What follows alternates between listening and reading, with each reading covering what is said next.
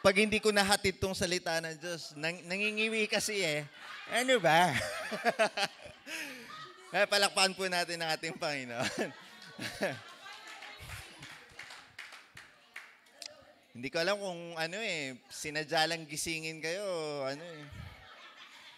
Hindi ko inimagine sa ano, sa paglilingkod sa Panginoon ni aabot sa gantong punto. At dahil mabuti ang Panginoon at may layunin lagi ang Panginoon, kaya palakpakan niyo po ang inyong sarili at gising pa kayo sa gabing ito. Welcome po sa overnight prayer. At tapikin niyo po yung katabi niyo. Inaantok ka ba? Pagkatapos ng intro ni Sister Aren, inaantok ka pa ba? Ayan. So, kagaya po ng kung nataludtod niyo po yung mga topic kanina, kay Ate Jen ay ang pagsunod po, taking up the cross of Jesus and being a follower of Christ kay Sister Virgie. And of course, with that being said, this is also true to us. It's important po kung ano yung pinagmumula po ng ating Panginoong Jesus. Kaya, Kuya Jermaine, nagawa mo ba yung slide na so, ito po may papakita ko sa inyo before I continue. Yan po. Kung makikita nyo po, most of us, dahil ngayon po ay Holy Week at makikita nyo, merong ibang mga tao, we pray for them na may mga alay lakad, may mga yung penitensya, may alam ko, hinahataw pa sa likod, whatsoever. So, sa pananaw nila, is because of their faith, yung pananalig nila, plus what they do, yun po ang magdadala ng salvation. And this is true enough. Meron naman pong Bible verse, don't get this wrong. Sa Bible verse po, faith without work is dead. Pero, if we use this concept ng pananalig natin ay kasama ang ginagawa natin, ang magbubunga po ng ating kaligtasan. Kaya, ito po dapat ang sa atin. Kuya Jermaine, the next slide po. Ito po dapat. Because of our faith, we receive our salvation. Sabi po sa Ephesians 2 verse 8, it is because of faith, that by His grace, through our faith, yung grasya ng Panginoon, dahil po may natanggap tayo na kaligtasan and therefore gumagawa tayo. Nagets niyo po?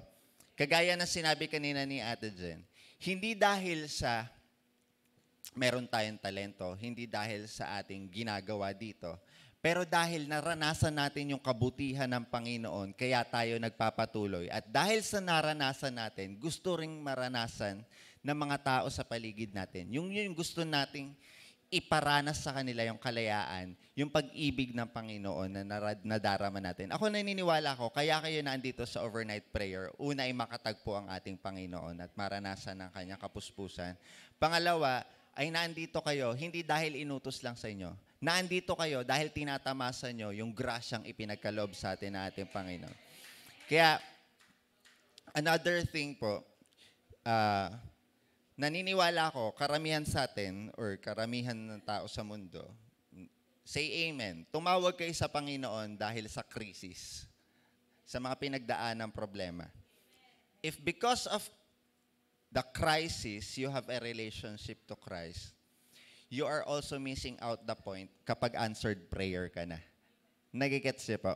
Kapag tumawag ka sa Panginoon dahil sa krisis, that's good.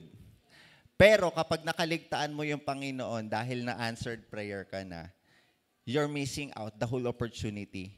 Dahil yung natanggap mo ngayon, kung ano yung answered prayer mo, magle-level up siya na magle-level up if you continue on believing on Jesus Christ. Dahil ang pangako ng Panginoon, He gave you a life at hindi lang buhay. He gave you an abundant life. Kagaya ng binasa, alam kong favorite po ng karamihan, Jeremiah 29:11.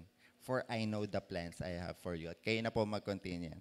At dahil po dyan, sa nakita po nating equation kanina, it is because of our faith. And because of our faith, it has to have fruit. Kaya po, as we continue, punta po tayo sa 1 Kings chapter 18. Na-enjoy ko kasi ngayon yung Old Testament, yung last Ay, naalala ko. Si Pastor kailan ba yun? Last midweek, yung about kay Naaman naman. So this one po, si Elijah po ang ating pag-uusapan. Verse 41 po. Chapter 18, verse 41. Ayan. So Elijah. Then Elijah said to Ahab, "Go and eat and drink, for there is the sound of a heavy rain." Verse 42. So Ahab went off to eat and drink, but Elijah climbed to the top of Carmel, bent down to the ground, and put his face between his knees. "Go and look towards the sea," he told his servant. So inutusan niya yung servant niya, si Elijah po. "Go and look towards the sea," and he went up and looked. "There is nothing there," sabi nung servant. 7 times Elijah said, "Go back." And in verse 44, the 7th time the servant reported, "A cloud as small as a man's hand is rising from the sea." So Elijah said, "Go and tell Ahab, hitch up your chariot and go down before the rain stops you." Verse 45, meanwhile, while the sky grew black with the clouds, the wind rose, a heavy rain started falling, and Ahab rode off to Jezreel. And last verse, the power of the Lord came on Elijah, and tucking his cloak into his belt, and he ran ahead of Ahab all the way to Jezreel. At tayo po muna manalangin. Diyos, aming Ama, dakila sa lahat, pinupuri ka namin, pinasasalamatan, Panginoon. Salamat, Panginoon. At kami po ay may puso at kauhawan, at kami po ay nakadalo sa gawain na ito, Lord God. At kahit sa gantong oras po, Panginoon, naniniwala ako, Lord God, na ang ginagawa po namin ay maranasan po namin ang inyong kapuspusan, ang inyong presensya, ang inyong pagpapala. Kaya I pray in the name of Jesus, buksan niyo po ang aming puso't isipan upang matanggap namin ang pagpapala ng mensahe ninyo at mai-apply lagi namin sa buhay namin, sa bawat araw, sa bawat sandali, at maging motivation and encouragement as we walk through our faith, Lord God. Alam namin na kasama ka namin, Panginoong Jesus, because you promised it to us. You promised us na hindi nyo kami iiwan until the ends of the earth, Lord God. Maraming salamat po, at bilang mensahero nyo, Lord God, itinatas ko po sa inyo lahat ng kadakilaan. Gamitin nyo lamang po akong instrumento at daluyan ng inyong pagpapala. Sa pangalan ni Jesus, ang lahat po ay magsabi ng Amen. So, dito po sa story na to, natutuwa ko. At marami po tayong matutunan in terms of what we call faith. So, I have 4 things na nakita dito. Pero before that, bibigay ko po muna yung context sa inyo para lahat po tayo ay on the same page. So, sa verse 46 po, sa verse 41 muna. Then Elijah said to Ahab, "Go and eat and drink, for there is a sound of a heavy rain." So, before po yan, kapag inatras nyo po yung story niyan from verse 20 up to verse 40, kung alam nyo po ang story, etong si Elijah, ang hari po, si Elijah po ay isang propeta, at ang hari po nung panahon na yan ay si Ahab. So, ang bayan po ng Israel ay galing lamang sa another miracle. At kung sa panahon na yun, siguro, yun yung trending na miracle na ginawa ng Panginoon. At kung alam niyo po ang story, so si Elijah, propeta ng Panginoon, at on the other side is yung bayan po ni Jezebel, at pinagpapatay nila ang ibang pang nananalig sa Diyos. At meron lamang propeta na si Elijah, tapos meron siya sa kabilang side, may kalaban siya, 400 prophets of Baal. So si Baal po ay Diyos-Diyosan po ng kabilang bayan. So Elijah against 400, kung alam niyo yung story, hinamon ni Elijah yung mga propeta, kasi yung mga propeta, tumatawag sila dun sa Diyos-Diyosan nila. At hinamon ni Elijah, parang paano ba to explain? Parang gangster sa kalsada. Kung sino talaga ang buhay na Diyos, ganito ang gawin natin. Kunwari, ito po yung mga kahoy. Sabi ni Elijah, tumawag kayo sa Diyos niyong si Baal, at kapag sinagot niya kayo, ipag-pray nyo, etong offering na to, mag-apoy. At si Elijah, so, kumbaga, sige, pray pa kayo, pray lang, dasal lang na dasal. Hindi sila sinagot ng Diyos-Diyosan nila. Nung turn na ni Elijah, sabi niya, before pa siya, kung mababasa niyan, around, kaya po magbasa, around 30, sabi niya, etong basain niyo muna, kasi, kapag basa, mahirap mag-apoy. Tapos binasa po nung kalaban. Sabi, basahin nyo pa. Binasa ulit. Last time, basahin nyo pa. 3 times pinabasa ni Elijah. At nung dumalangin sa Diyos, automatic nag-apoy. So pinatunayan ni Elijah na yung Diyos natin at yung Diyos ni Elijah at yung Diyos ni Abraham at ni Jacob, yun ang tunay na Diyos. And therefore, lahat po ng mga propeta ngayon, automatic alam nila na yung Diyos. Pero hindi po lahat sumunod sa pananampalataya nila. So, because of that victory, kung mababasa nyo sa last verse, around verse 40, pinapatay po nila yung ano. They came from a war. Kaya po yung mababasa nyo sa verse 41, sinabi niya kay Ahab, go up, eat and drink. Sa madalit sabi, huwag ka mag-alala, mag-party-party kayo. Tagumpay tayo ngayon. So number 1 po, sa verse 42, sabi ni, okay, basahin po natin. Kaya Jermaine, verse 42. So Ahab went off to eat and drink, but Elijah climbed to the top of Carmel, bent down to the ground, and put his face between his knees. Sa madalit sabi po, first point of having a faith is you always have to pray. Whether in crisis or in victory, you always have to pray. Naalala nyo nung last overnight natin, yung shinare ni Ate Jen, you always have to fuel the fire. Yung apoy na natanggap natin sa Panginoon, magda-die down yan kung hindi ka magko-continue. Kung hindi ka a-attend ng mga gawain at tinanggap mo yung Panginoon, it's like, parang hindi na ako naniniwala dyan. Natanggap ko na yung Panginoon. At ganto ganyan. So, yung pananalig mo sa Panginoon, magda-die down because you're not hindi mo pinapalibutan yung sarili mo ng mga tao din na mag-e-encourage sa'yo. So, it is important na kahit anong mangyari, yung pananalig mo, lagi yan nagsusustain. And because of our prayer, it sustains us talking to God, us talking to Jesus, us talking to the Holy Spirit. Lagi niya tayo makakasama. And therefore, it will also encourage us na laging mauhaw sa presensya niya. Kaya kayo po ay nandito sa overnight prayer ay naniniwala ako because of your prayer. Kaya nga po tinawag na overnight prayer. Number 2 po.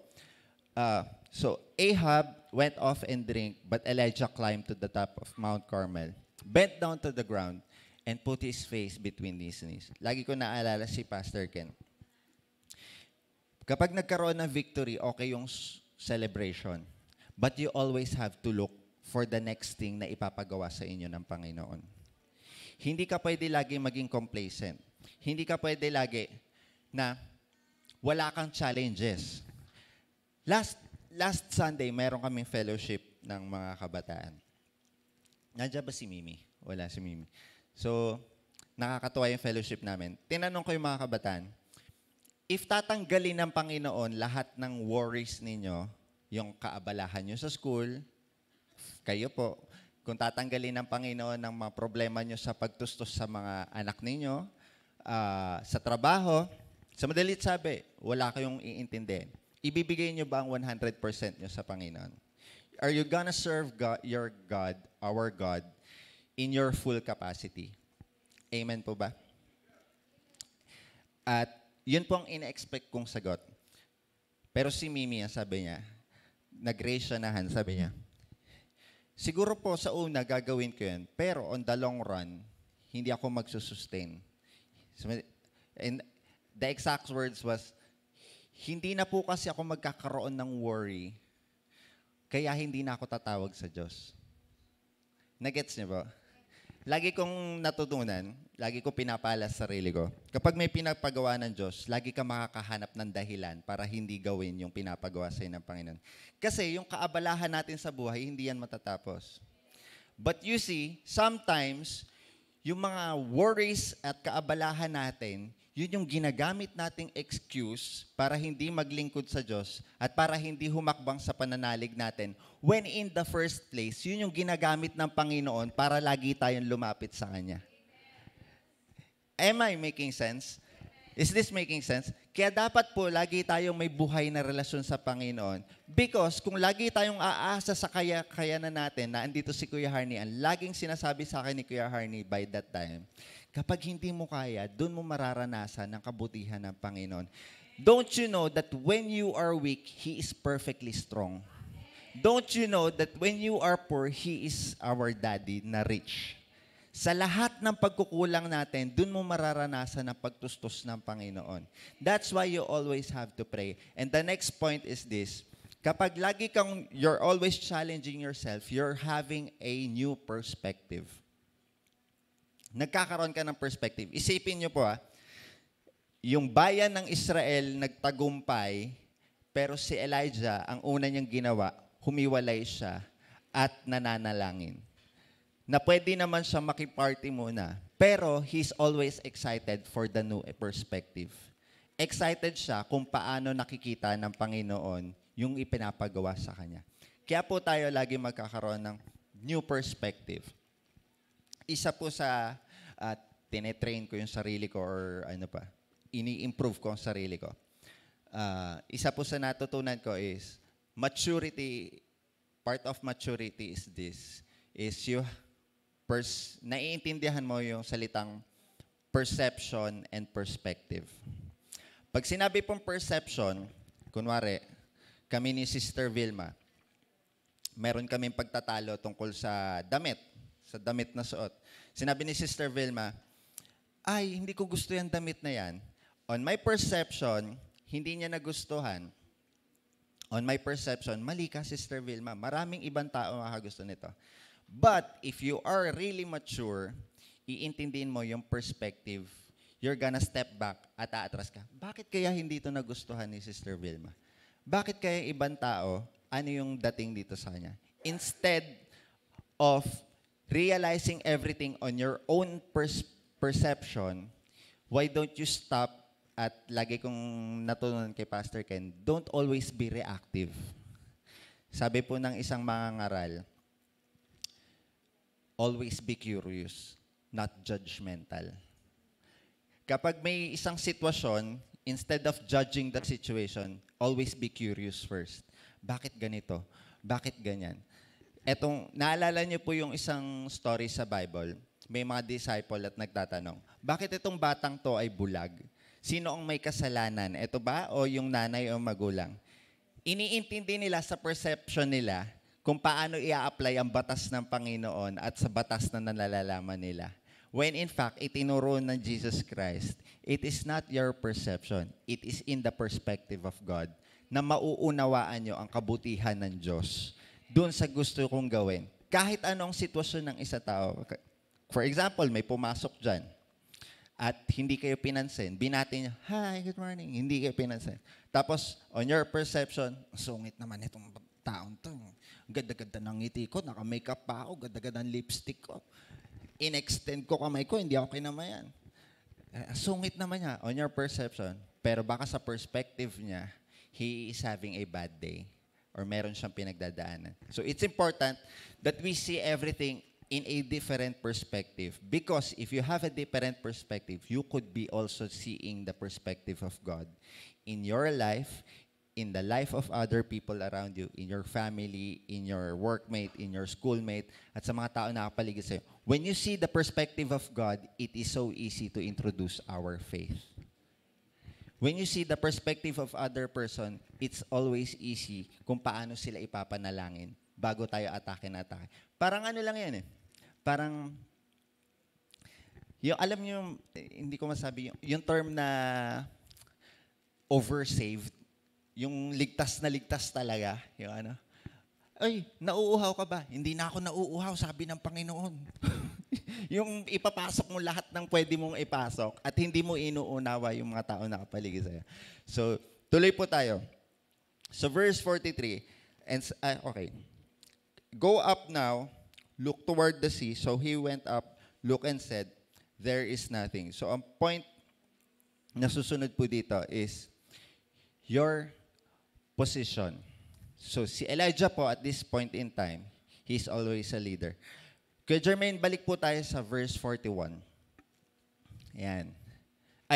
Verse 42. So, in terms of position, it's like this. So, Ahab went off to eat and drink, but Elijah climbed to the top of Carmel, bent down to the ground, put his face between his knees. Ilan po sa atin na nakakagawa nito? You're putting your face between your knees. Ilan po sa atin, wala na po magtataas na kamay. Kung nagagawa nyo, it's really good for you. But if you are always in that position, I think you have a really close relationship to God. If you're always bent down to the ground, and you always put... Pag po nakaganyan ng isang tao, number one, it shows humility. Number two, it shows vulnerability.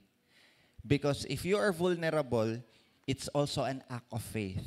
When you are vulnerable, you know na kahit vulnerable ka or open ka sa mga problema, alam mo na ang Diyos ang magsasalba sa'yo. Pag nagpapakumbaba ka, alam mo na ang Diyos din ang mag-aangat sa'yo. And that is an act of faith.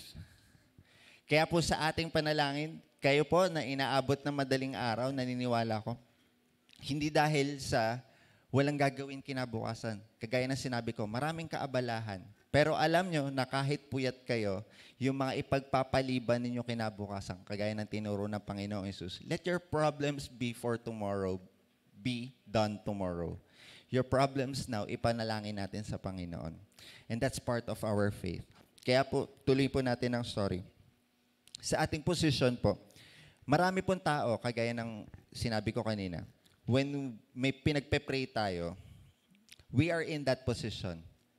Lagi tayo nananalangin. Kapag may problema, lagi tayo nananalangin. Kagaya ng sinabi kanina natin dyan, huwag natin kakalimutan, yung isa sa pinaka-verse na kinakatakot ko kanina, yung ginawa mo ang lahat para sa Panginoon, pero hindi ka kinalala ng Diyos. Para po sa akin, yun yung pinaka-nakakatakot na verse. Yung ako na andito sa unahan at nag-share, ako na nasa biyaya ng Diyos, nagtuturo, nasa worship team, at kung ano pa nagagawin ko para sa Panginoon, hindi ako kakilalanin ng Panginoon. And it is in a position na nakakatakot.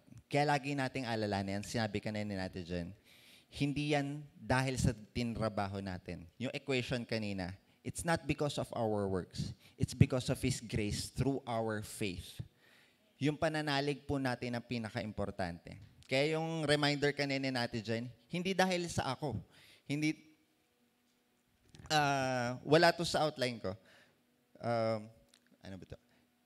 Dati, pag binabasa ko yung Bible, yung kay Moses, yung nagalit si Moses, alam niyo po yung part na yun? Nagalit si Moses, and that's the reason kaya hindi sila nakapasok sa Promised Land.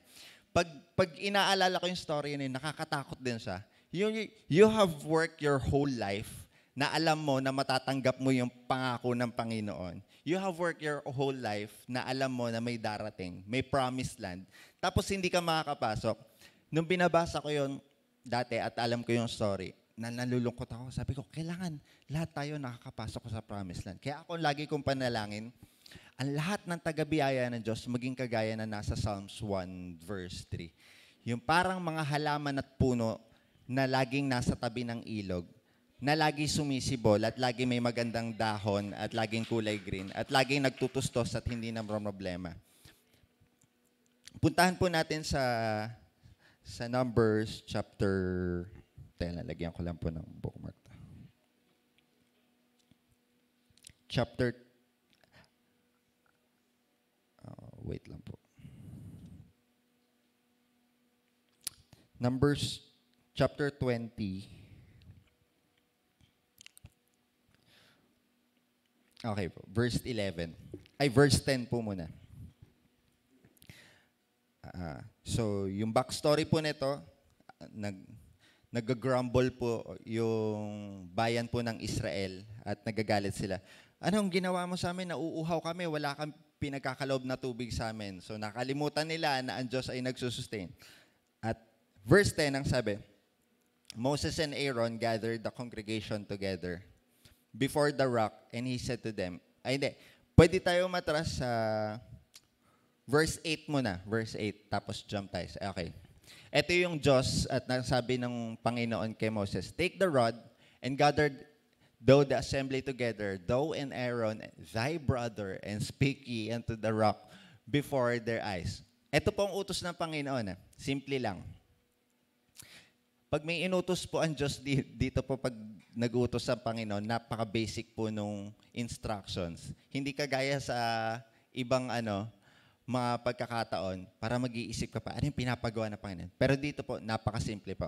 Ang sabi lang ng Panginoon, i-gather mo yung taga-Israel, magsalita ka dun sa bato, at lalabas na yung tubig. Nakakasunod po ba?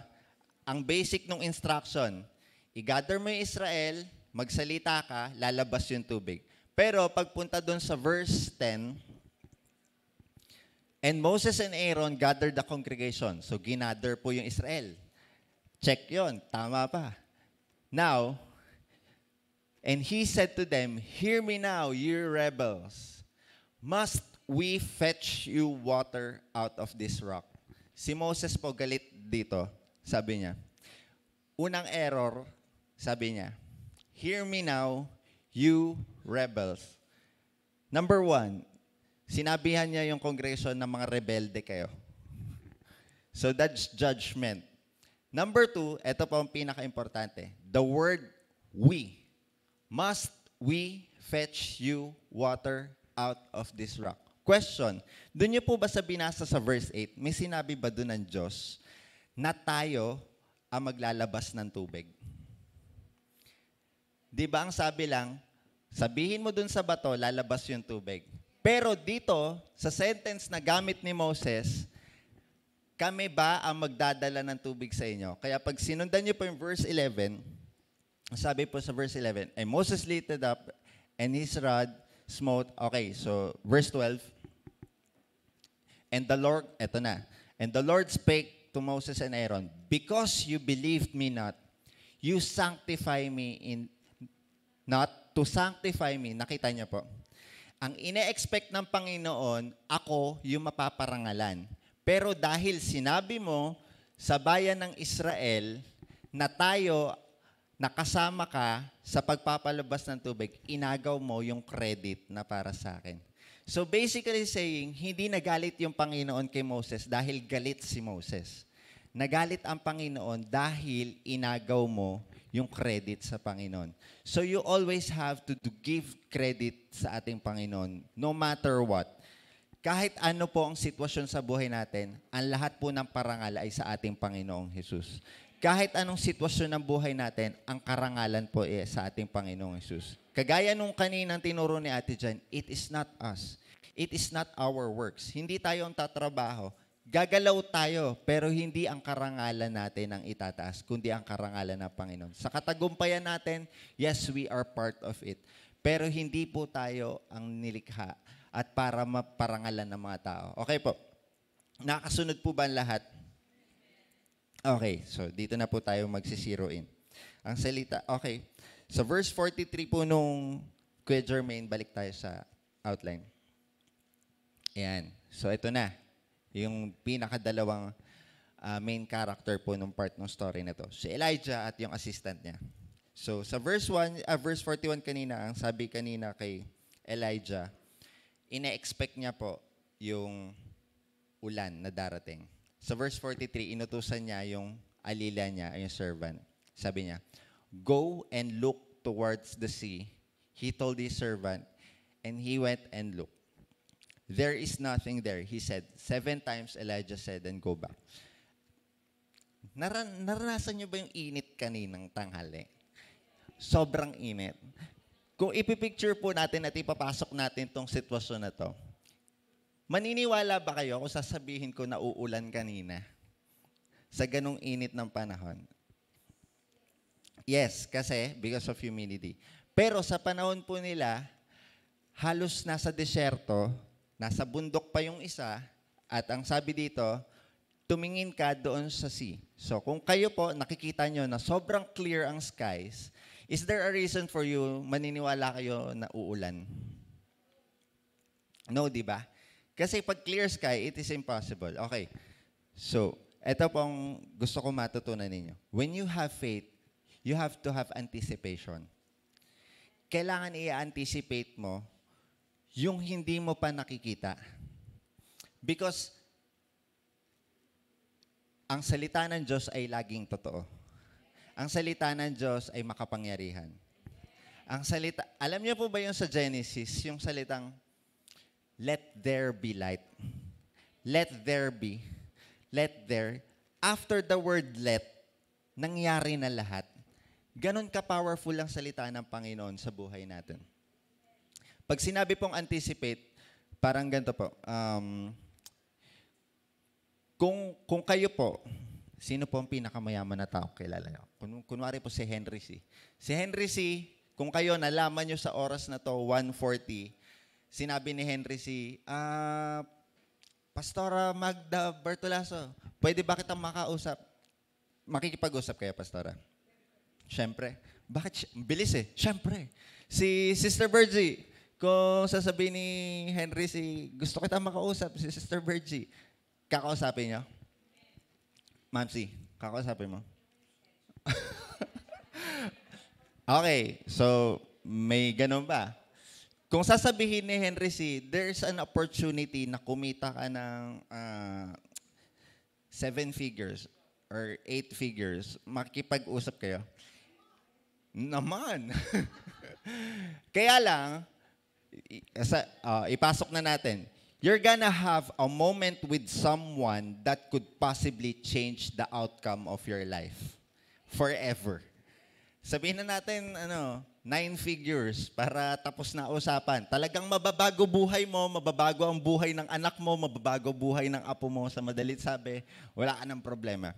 Pero, here's the catch. Sasabihin ng mayaman na tao, ngayon, 1:40, kaya lang, aalis ako, pupunta ako ng ibang bansa ng 7 o'clock. Kailangan makapag-meet tayo ng 6 o'clock. Makakapag-meet po kayo. Hindi, wag ngayon. Overnight prayer ngayon eh. Puyat kayo. So, sa susunod na araw, sinabi, aalis siya ng 7, kailangan makapag-meet kayo ng 4 a.m. For 2 hours, magmi-meeting kayo. Ano po ang una niyong response? Talaga po? Magmi-meet kayo, there's an opportunity na magbabago yung buhay niyo forever. Ang response niyo, ganun kaaga? Or, gigising kayo ng maaga? Excited. So, sa madalit sabi, magmi-meet kayo. Kung hindi kayo morning person ako sa araw na yon. Nakakasunod po ba? So, okay. Kung yun po ang sitwasyon, ano ang gagawin yung paraan para hindi nyo ma-miss yung meeting na yon? Hindi pwede. Kailangan sa bahay nyo pa din. Aagahan matulog para hindi magising. Ano pa?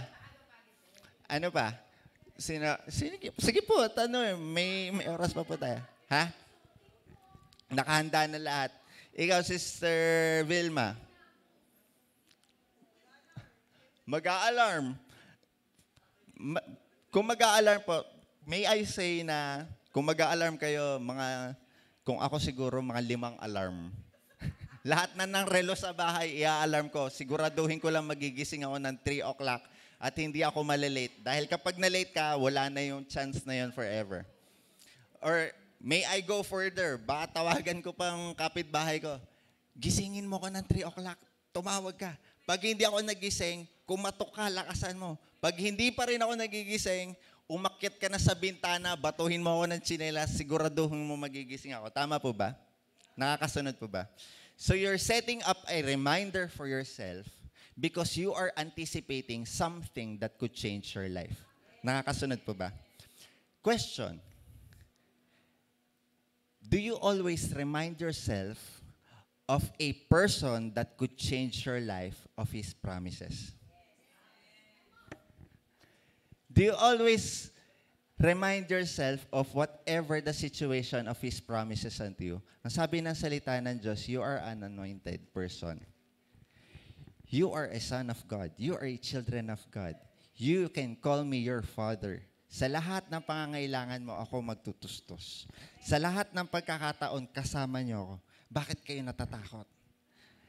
Maybe because we lack the position and the perspective of God within us. That's why we always have to step in faith. Another thing about reminder is you also have to remind yourself of what God has done into your life. For example, meron kayong pinagpe-pray na trabaho at pinagkalob sa inyo ng Panginoon.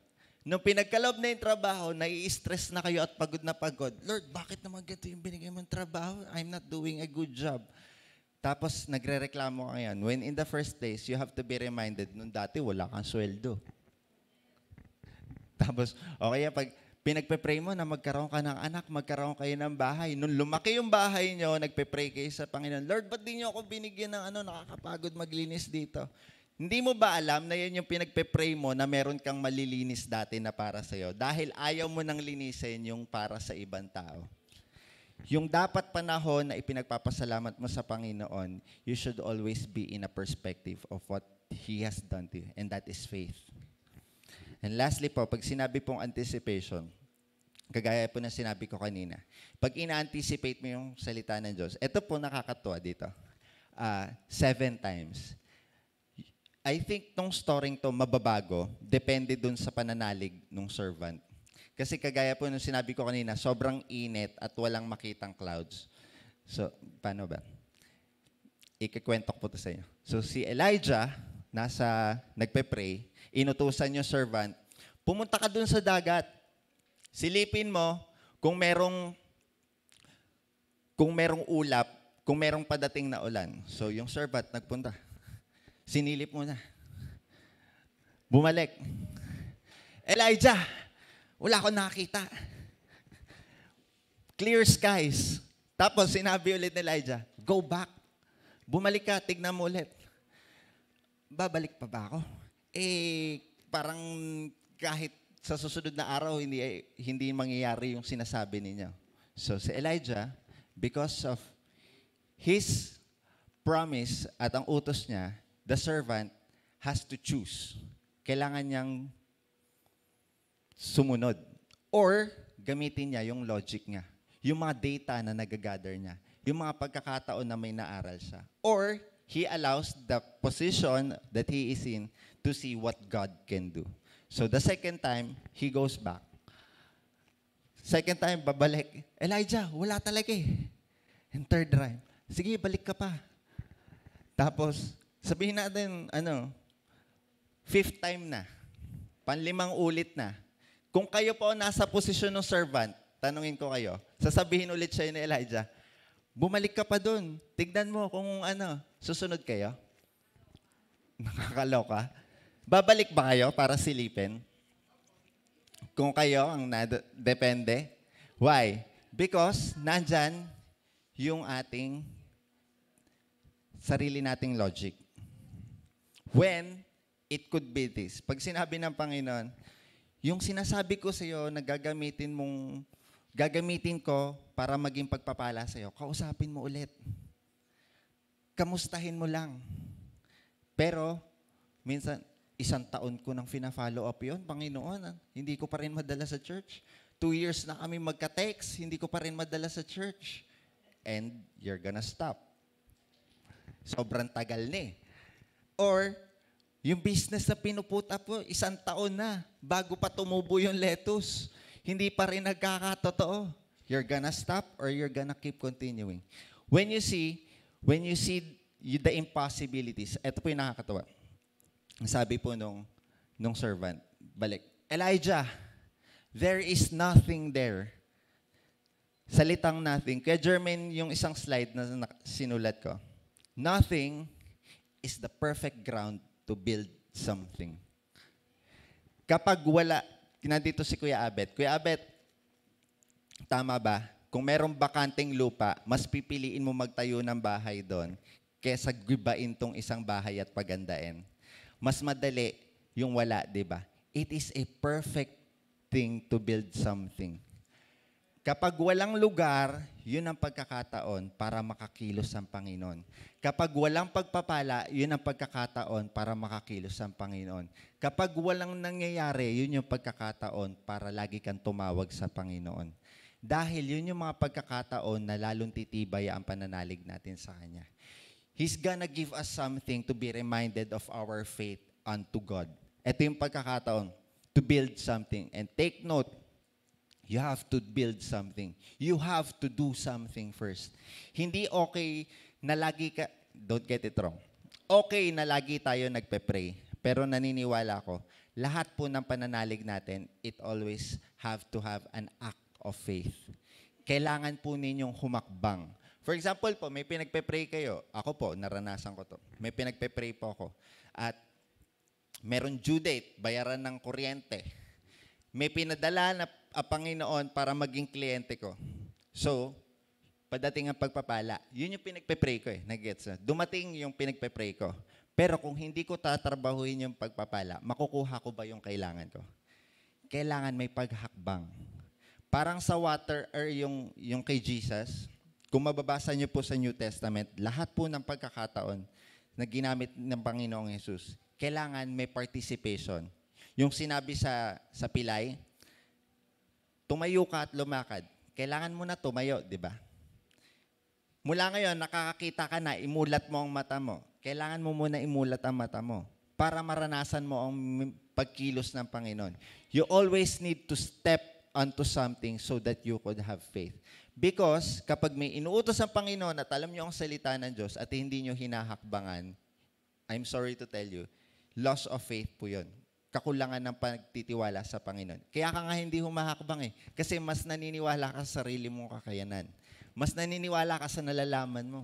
Mas naniniwala ka na parang imposible itong mangyayari.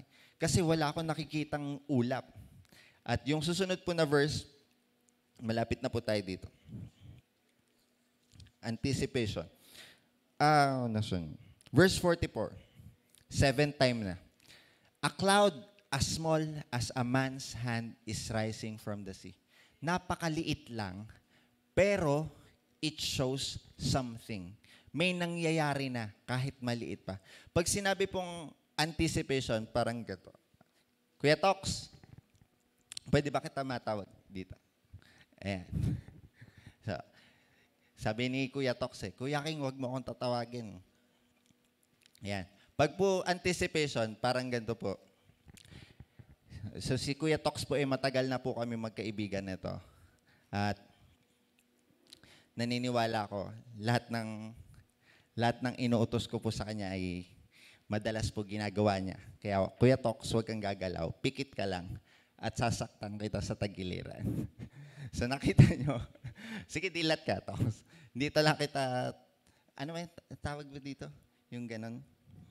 At tatagilirin. Okay. So, Tox, pikit ka. So, gagawin ko na to. Nakita niyo po yung pag sinabi pong anticipation.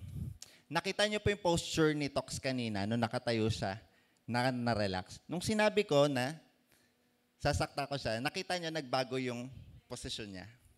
Nakita niyo na kumilos siya. Anong tawag po doon? Anticipating. Ina-expect niya na may dadating at may mangyayari. Kayo po ba, nung nalaman niyo ang mga salita ng Diyos, nag-anticipate kayo? Nakita niyo, if you're anticipating, yung position niyo po ng pananalangin, at kapag in-anticipate niyo ang gagawin ng Panginoon, you have to anticipate. You have to move. You have to take the other step. Kailangan po humakbang kayo dun sa susunod na gagawin ng pinapagawa sa inyo ng Panginoon. Because if you keep on doing this, hindi ko po sinasabi na kalimutan nyo yung Panginoon at huwag kayong manalangin.